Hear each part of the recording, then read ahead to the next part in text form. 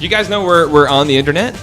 Are we on live and on? Whoa, I got way too close to the mic. Twitch and the YouTube and the Facebook? I mean, they're definitely connecting. We got some fly music in the background. Let me just put that up and drown you out. Yeah. Damn. Oh, and there it goes. It ends. I hope this is actually going to lead to a drop.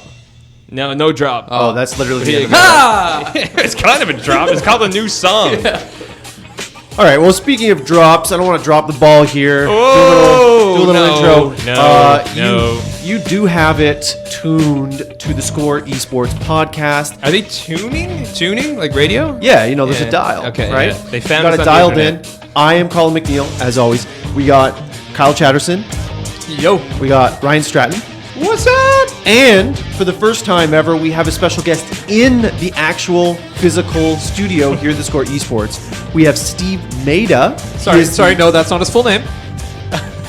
Booyaka! Booyaka! Here we go. Steve Buyaka Maida. He is, of course, the founder of Luminosity Gaming. Luminosity Gaming. Wow, okay, I'm leaving. You've been playing way too much Hearthstone this morning. And Way too much. You're way too much Hearthstone. Like, look at his shirt. I thought he played for the Raptors. I know. I was hoping he was going to be like, we have Steve Maida from the We the North, I guess. He's here from We the North. Yeah. Yeah. We made it because we got Maida. Oh, boo. Hey, I came up with that in like 2 seconds while you guys were talking. Didn't know his team. Steve, can you tell us about the Booyaka? What's with that handle? What is the deal? So- double U, double K, double Y's, double A's. When I was a kid, I used to play semi-competitively. I was never as good as the guys that we hire now. But there was a song that said, I heard it somewhere, it said like, Booyaka, Booyaka, or something like that. Right? Okay. And I decided to make it my name for whatever reason, just young and dumb. Yeah. And when I was playing games like Counter-Strike, I didn't like looking to the top right to see if I got the kill all the time. Right? Yeah. And I made my name with the double letters, so that way my name showed up longer than everyone else's, so that I could just see from my peripheral vision when I got the kill, right? Oh, bit of vanity. All Wow, right, that's actually so checking it out. No, That's sick. I like this. He Hold on. actually has a story behind that. I don't even know what is your gamer tag, Colin? I mean, what are we talking, like PSN? no. What's the one you go to? Yeah, You're going your go-to. play Who on the are new you game. on? What is your new thing? Okay, so probably Street Fighter is the game I play the most, like competitively, like online, and my handle is Slick Grayson. Slick. Okay, Grayson. and the story? Well, you guys know who Dick Grayson is, right? No, But why do you put this? the emphasis on dick like that? Especially after replacing it with Slick. Like that doesn't make it better. Okay, so Dick Grayson, Richard Grayson, is the original Robin in Batman, right? He's the very first Robin. I'm sorry, Very can you cool. explain Batman to me? Yeah, so Batman is Adam this West. guy, Adam Bruce Wayne. West, love it. Yeah. So I decided to make it Slick Grayson. Oh, what? That's it? I'm sorry. Okay, sorry. Robin is the runner-up, I and just you want to made- be second place. I just made a new Hearthstone deck, and it's called Percocets. All right, Ryan, dig us out of this hole here. What's yours? What's your gamer tag? Oh my! I like how you didn't ask me why it's called Percocets. No, we're getting away from that one. That's just dangerous After Slick territory. Grayson, we're done. Like, I mean, obviously, eyes to buy right now, but I mean, that's just a newfie thing. Yeah. I was always Onosaurus with full caps, and then I just rawr all the time. Like a I just, Pokemon thing? Or? No, I just like being like, I just like trolling, Dinosaur? basically. I like going and having fun. you're and, basically role playing as a dinosaur. yes, absolutely. Perfect. Rawr. Yeah. All right. And? mine. Mine was Legato. For a while. That started in World of Warcraft back in my super nerdy days, which I'm still very much in. You're a super nerd. I know, still. yes, Come on. exactly. So that was it was a musical term. I was dating a girl who was big into music, and I'm like, what should I name my character? I have no idea. She picked that name. I'm like, cool, let's go with it. That quickly somehow changed into Leg because everybody on the internet is really lazy. So that's just what I go with now is Leg. You let the girl figure out your fate on the internet. Oh man, at 16 years old, I would have let girls do a lot worse. Damn. So, guys, Steve, I feel like you're a bit of a Toronto sports fan. How about them Leafs? Oh, I'm happy, man. I'm already starting my playoff beard. I had to- got a head start. I got head start. What? I got a Oh, head he just start. woke up and didn't That's change. what- I was gonna say. It was the faith. It was the faith. I knew that they Alright. were going to do it. And, I had to mention that because that ending was crazy at the game. Oh, I know, it was sick. he's in a Leafs jersey on his Twitter profile, so I figured, There you like-minded fan. Funny enough, I'm actually more of a Raptors fan than I am Leafs, but I mean. Oh, you don't I grew up say. with That's a both. nice hat you got there. surprise, right? Yeah. Now, speaking of Raptors, you guys actually, Luminosity got a visit from a Toronto Raptor pretty recently. I saw it on your Instagram. Yep. What's up with that? So Lucas is actually Brazilian, and our Counter-Strike team is Brazilian, living in Toronto. Yeah. And he actually reached out to us because he used to play Counter-Strike when he was younger. So he played Counter-Strike 1.6. Nice. And he said, hey, I would love to meet the guys and play a few maps. And so we organized that. He came over to the house, and he's actually coming over again today because he wants to play so badly. So he'll probably be there in about 30 minutes playing with the guys. Is he Maybe good? we'll go. You got the Alienware PC here, so Yeah. maybe we'll go online. And I challenge them. think you need to swing him in here, and we can set up a little podcast arena with him. That's awesome. How did the team feel about it? Like, are they basketball fans, or did they just? So yeah, we've taken them to a couple Raptors games already. Oh, sweet! and they- What a good boss! Can you be my boss? Sure. Yes. Let's see you play. Go to the game, playoff game, please. You got it? Yeah. I'll buy the beer. So, so he came over and he was just fragging out and a little rusty, but he's got some game. He's got some game. All right. What's his role? What's he like to play? He was mostly playing with the rifle. He's Okay. not really a sniper. It's crazy to see him though. It looks like he's playing on the kid's desk because he's so tall, right? yeah. It's Need to awesome, ergonomize. though. Those CSGO guys already need like the giant area, the giant mouse pads. Yeah. For him, it Yeah. must be like 10 feet long. Yeah, super nice guy though, super humble. I think he's bringing the guys his jersey each tonight, so they're gonna be stoked when they see that. Oh, that's awesome. That's sick. All aboard the friendship brought to you by CS:GO, man. Yeah. I mean, I think it's really Yeah. cool that we're seeing a lot more traditional athletes that are kind of picking up an interest in esports as well. I mean, like we've seen like Gordon Hayward. We obviously have Rick Fox having his own team now. Jeremy Lin. It's cool that like we're seeing some for CS:GO now as well. Yeah, people are almost like coming out of the closet, right? It's yeah. like cool to Yeah, be a that's- gamer now. It's yeah. not a big deal, right? Yeah, and I mean, all this Yeah. generation of athletes, like these guys are young. Like they actually grew up entirely with video games. I'm sure that's what a Yeah. lot of them did with when they were just not playing sports. So Yep. Yeah, now that was actually a pretty good segue, Kyle. I got to give you that. You and your segues. Because, we're gonna get like Colin a segue. Yeah. Like no more chair for him. He's gonna sit down a segue. oh man. All right. Well, I was going to say that LG has an MLB player, Trevor May. He's a pitcher for the Minnesota Twins. You guys actually have him sort of signed under your banner as a streamer. Yeah, he's more of a brand ambassador than a streamer. Okay. Similar thing. Trevor reached out to me and we talked on Twitter a little bit, and then got on a phone call. I think we spent an hour on the phone or something like that, talking about gaming, his passion, and what we're doing. And at the end of the call, I could hear kind of stuff in the back. I said, "What's that?" He said, "Oh, I'm about to play." I said, holy crap, man! It's surreal that you're taking the time to talk to me, little Italian guy from Toronto. Yeah. Right before you play a game. That shows how much you're passionate about gaming. He's true to his word. He's really passionate about gaming. So it's awesome to have him on board. So how come he reached out to you guys specifically? He's not from Toronto or anything like that, is he? I think it was our Overwatch team. He was a fan of the Overwatch team. Oh, no way. Okay. Yeah, he's playing So- McCree and Hanzo in this hype video. I already don't know how I feel about it. but best of luck on your future endeavors with Trevor May. You play I think Pharah, you he's can't more of tell. a Lucio main. Nice. So you guys he reached out to you, and Toronto Raptors reached out to you. That's sort of on an individual player level. Do you have any plans to sort of do things on an organizational level with a sports franchise? So what I can say is those conversations are definitely taking place. We're definitely Awesome. engaged in those conversations. I'm from Toronto. It's one of my dreams to be the official esports team of Toronto. So that's kind of something, the goal that we're working towards. And you're going to segue into Overwatch now. Ryan is so hyped. Ryan is so hyped. The segues. The today. Overwatch League, there you go. No, it's true. I mean, you just mentioned you guys recently picked up an Overwatch team. Obviously, caught the attention of at least Trevor May and myself. yes, and yourself. And we know that the Overwatch League, whenever Blizzard deigns to grace us with the details, Soon. TM. is going to be geographically based, so city-based teams. I gotta believe you guys kind of want a hypothetical Toronto spot. It's something, like I said, those conversations are ongoing, and we'll see where it goes. So what do you think of the Overwatch League as this kind of strategy? Anyways, just with this is the first time they've really tried to take esports and be like, you are now a city-based team, and we're going to be taking teams to and from home and away games. How do you feel about that approach? Is esports ready for this? Well, look at the LCS here, right? That sold out almost all the Air Canada Center, right? Mm-hmm. And final. they've got some rumors too. They've got rumors about franchises. Yeah. Yes. I mean, Yeah. I don't even know if they're rumors. It's just something that's been talking. Like I think it's past the rumor stage. Like, I think it's it's just a matter of when it's going to happen. Right. So a little bit of history. I played CS 1.6 all the way through. Stopped at Source, and had to get a real job, unfortunately. Wow. And came back and played later on once I was successful. And I used to go to Toronto TFT. It's called like TFL lands. There's a LAN center called NLI. In the days where you used to like get your CRT monitor, get your keyboard, get your tower, and lug it down.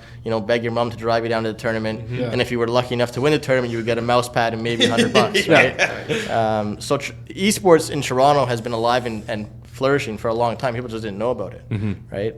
So I think the city is definitely ready for an esports team to be representing them. Yeah, I mean, not only with the success of the summer split last year at NALCS, but also, is it Norm Kelly from the city of Toronto? Yeah, very much like... Yeah, he's very much into the technology and younger stuff. Yeah, absolutely. Yeah. I mean, it's definitely a new growth opportunity for any city. You're seeing a lot of... I mean, in their prospective little list that Blizzard released at one of the conferences they're at, I think they had like 16 different cities from places around the world, right? And like, I mean, they obviously want to have some Canadian presence. They spread it around a lot. I think they had Korea on there. They had a couple of European places.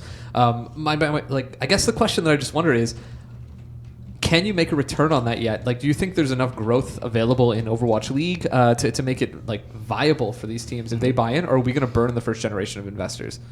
So XFL style. Yeah. We saw, some of the numbers that are being floated around 10, 20, $30 million. I'd be curious to see what Blizzard's plan, because they're asking for that investment, what their plan is for the ROI. Once I see those details, I'll have a better answer for you. But in terms of the opportunity, I think it's exclusivity and opportunity that's luring these big companies into the market, right? And the fact that it's going to be done on such a large scale, and it's going to be regulated, unlike Counter-Strike, where anyone can do whatever they want almost. So I think there's a lot of opportunity. I'm excited for the plan that they have in the future.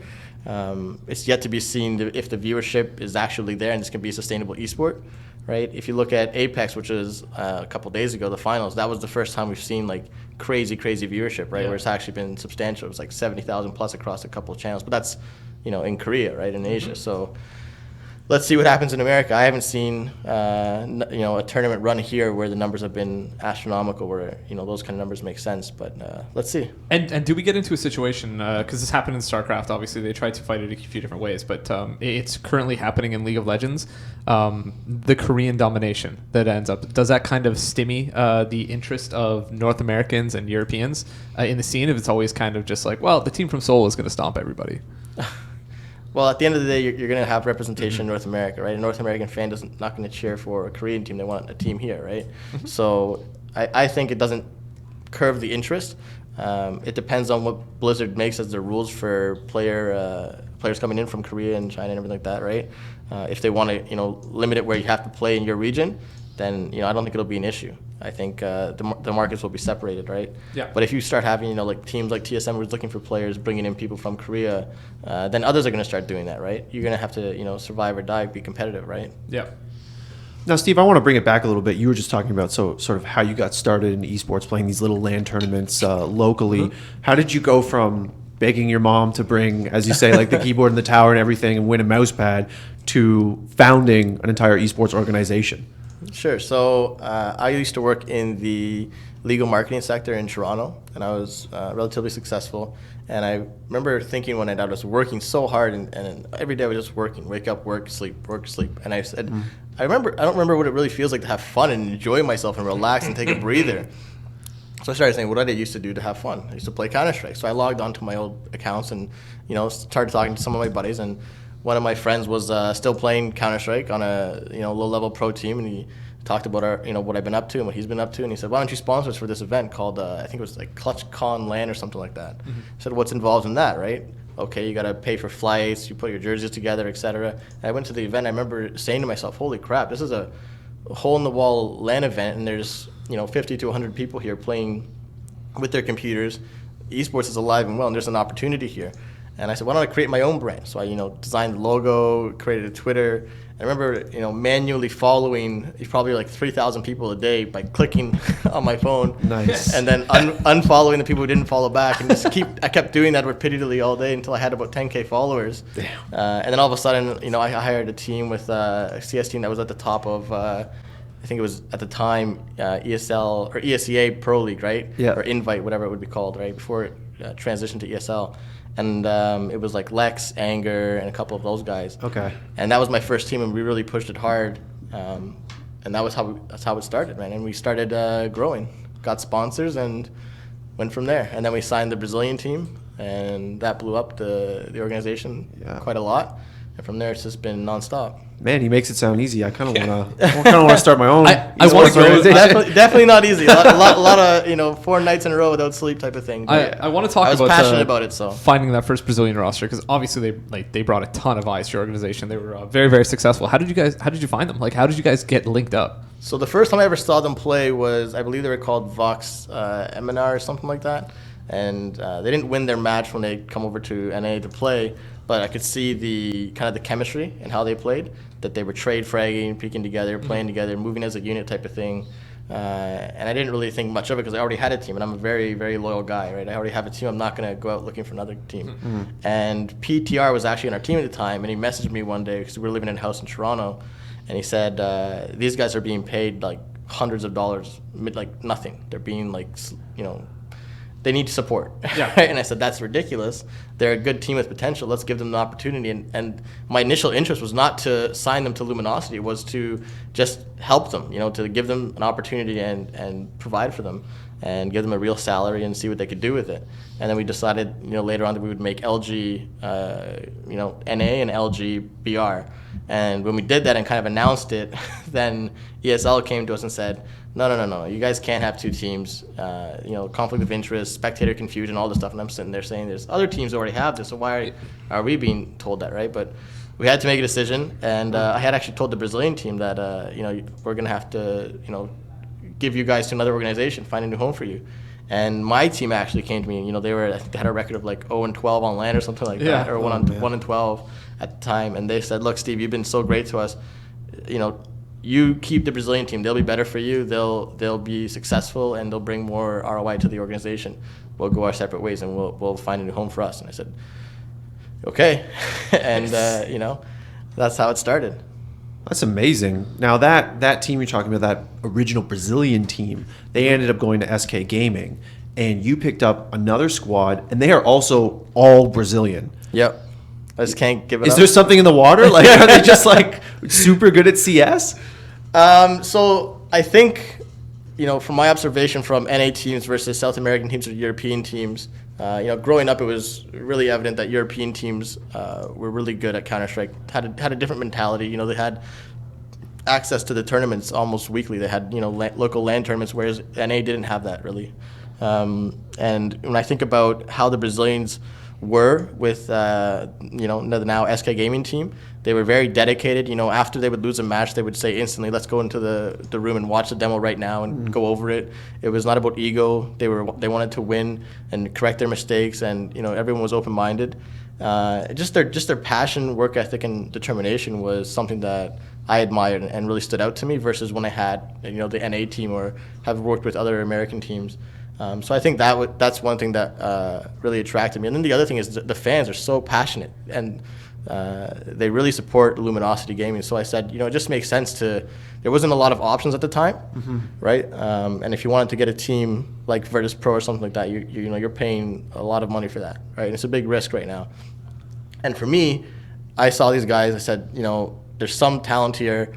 They can develop and grow. And they've done just that. They haven't disappointed me yet. They've went from main to Premier to now Pro League, and in ECS Season 1, or Season 2 it was, sorry, they finished middle of the pack, beating out well-known brands, right? Well-known other teams in America. So I'm happy with where they're at right now. They're growing, and I'm giving them the opportunity to grow, and all I ask for them is that they put their best effort forward and make progress. Now, as you say, so far they've achieved this result of, as you say, middle of the pack. Are you expecting them to lead the pack at any point, and how do we get there? So I think it's, we talk a lot to them about dedication, mentality, consistency, and all the things it takes that, we witnessed with the other team and try to transition those to this team. But it's a learning curve, right? They went from Premier, where they could pretty much wreck most of the teams, to now a league where, hey, you've got to not change your strategies once every 2 months, but you've got to be on top of your stuff daily. You've got to be working hard and try to stay ahead of them. And they're going to learn. They're learning more the hard way, but it's trial by fire, right? They're growing. Now, if you could pick one CS player in the world who's not already on your team, and you could just poach them with no repercussions and drop them on your team, who would it be? 100% would be Fallen. Ooh, see, I didn't even include that in my prospective list of questions. He was like, Fallen, 100%. Yeah, there was no hesitation there. There's no hesitation. So what is next for your CSGO squad? Well, they're living in Toronto right now. So, we've taken them a bunch of places. We've taken them to like CN Tower, Nice. Ripley's Aquarium. Can I ask a quick question about Sure. bringing them up to Toronto? Did you bring them to Toronto? Because they've been up here through the winter, right? They've been up here for So a bit, did you bring them to Toronto during the winter so that they would have to stay inside to practice more? No, I was actually just thinking that on the way here. Is that today and yesterday was a nice day. They're probably like the first they're time probably pouring champagne and cheering, right? Yeah. It's but yeah, I like the they're strategy. hilarious. It's good. No, we brought them to Toronto because that's where we wanted to be. We wanted, Yeah. we wanted to put our footprint down in Toronto and really grow here, and that's where we've always been. The company was registered here in Ontario. We had our first team here. Our first team also was here as well. We really only were ever outside of Toronto because we had acquired the Brazilian team, which had, we inherited a house that was in California. Mm-hmm. But that's the only thing that we've ever had to do with being an American franchise. So, Now, I want to ask you about sort of the overall scene, the overall Counter-Strike scene, because we talk a lot about on this podcast about things like burnout and oversaturation of events. What do you think it's like right now for a team? So for a team like us, it's not so bad. Okay. Because we're not, getting direct invited to all these tournaments and we're not qualified in the majors. For some of the other teams, I could definitely see that the schedule is a bit oversaturated, and that's been a complaint for the last year or so, right? Mm-hmm. But you see like Astralis I think, right? They're not playing in the major, or they're not. Sorry, not the major. The other tournament. What is it? ESL One Cologne. ESL One Cologne, right? And whether or not that's because they're burnt out or because it's so close to the major and they don't want to reveal their strategies and give up their time to boot camp, I can't speak for them. Mm-hmm. But definitely that's been a topic of discussion in the inner circles for a little bit now, is the oversaturation. But it's kind of like a power struggle. All these events and all these organizers are really wanting to step up and be the event and get control and build their companies. So I think at the end of the day, there's nobody forcing these teams to play in these many tournaments, right? They get to choose. So I don't think it's a do or die situation, right? You have control at the end of the day. It's a problem you'd like to have. Right. You know what I mean? If you're a team that's getting invited to all those games, all those tournaments, you shouldn't be complaining, in my opinion. Okay, fair enough. You're doing well. And where do you see it all shaking out in the future? Is it just going to get like more and more and more and more, or is it going to get structured at some point? I predict that it'll get structured. I think really Valve needs to step in and help support it a little bit more in terms of getting it structured and enforcing rules and creating regulation, similar to like Riot, or now Blizzard's going to be doing it with the Overwatch League, right? But I can't go in too much detail and tell you about what Valve should do, right? No, true. I don't want to get vaxxed, I want to still play. Yes, for sure. What about the North American scene specifically? With what respect? Take the pulse of it. Tell me about the health of it.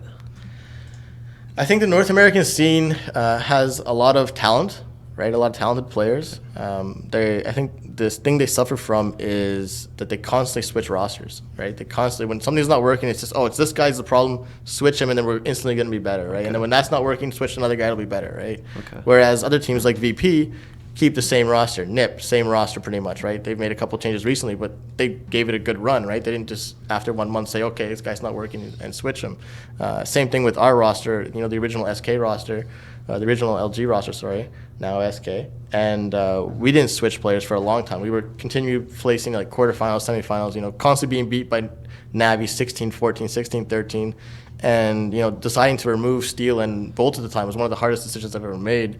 It was a really emotional day, and I told the guys, I said, if you make me do this and you make me tell these guys that they're going home and their dreams kind of crushed, you better make it worth it, right? And Fallen even said that, he tweeted it out and said that I told him that, and they definitely did. They, back-to-back majors, so hats off to them. They pulled through. And Steve, I think that's really cool. I mean, we had Noah Winston, Immortal CEO, on last week, and he's talking about that, some of the top tier players, I mean, right now what you see happen is a lot of, 2-3 year careers that people end up getting bounced out because people can put in 14-hour days and become, the top skill level. And he's a believer that once people get older, in their 30s, 40s, they could still be good pro players with great chemistry, with their head on their shoulders. But it just seems that a lot of this esports scene is like, it's for the younger crowd, people who can dedicate 14 hours to it without this work-life balance.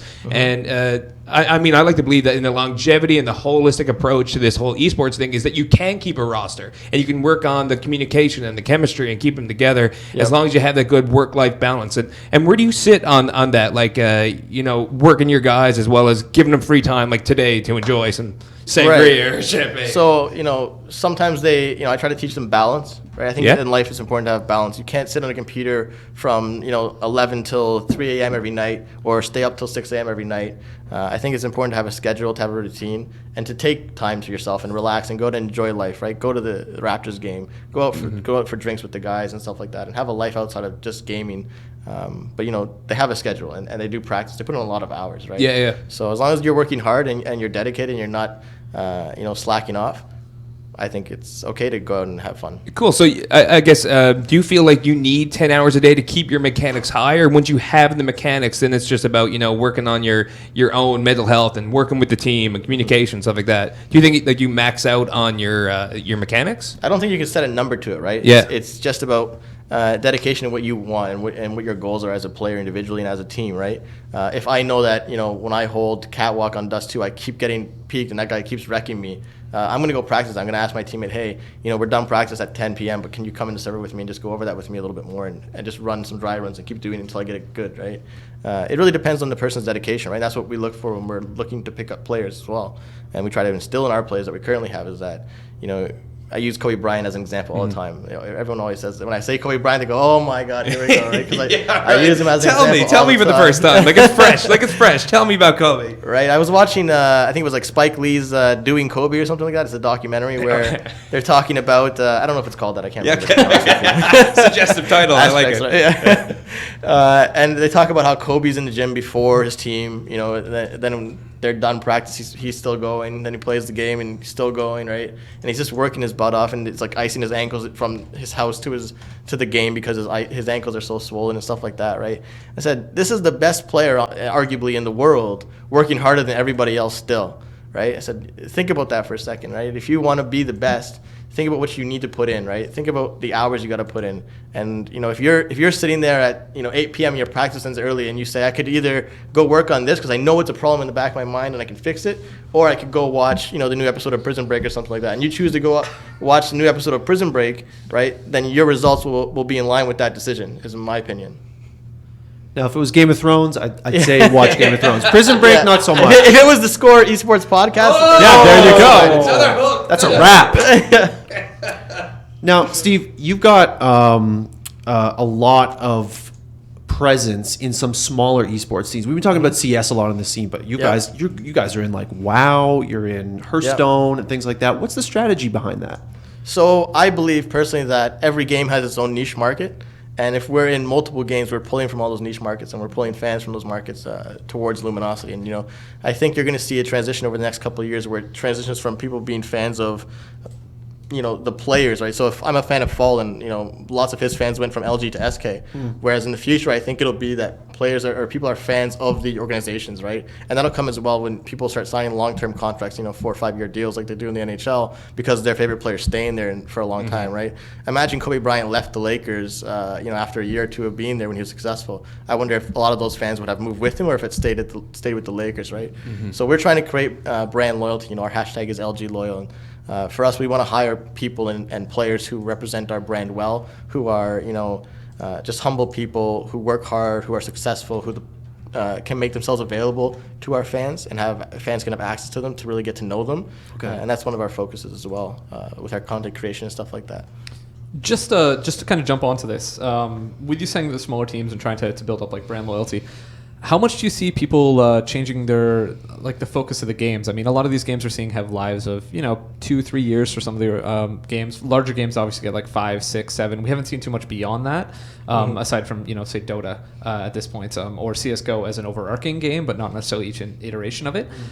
So, do you see that changing in the near future? Are we going to have like a League of Legends or like Counter-Strike? Is that going to be like a 20-year kind of game? It hasn't died yet, right? Yeah. It's been there for a while. So I think it varies from game to game, right? The games like Counter-Strike, League of Legends, Dota, StarCraft, those guys are, those are your foundation games that have been there for a while, and they're still going to, I think, continue, right? It really I think it's a unique thing in esports is that you can be in so many different games and games change, right? Whereas in traditional sports, we don't see a new hockey invented, right? Yeah. NFL or MLB, right? So I think it's a little bit different, but I think it's a good thing. I think it's keeps people interested.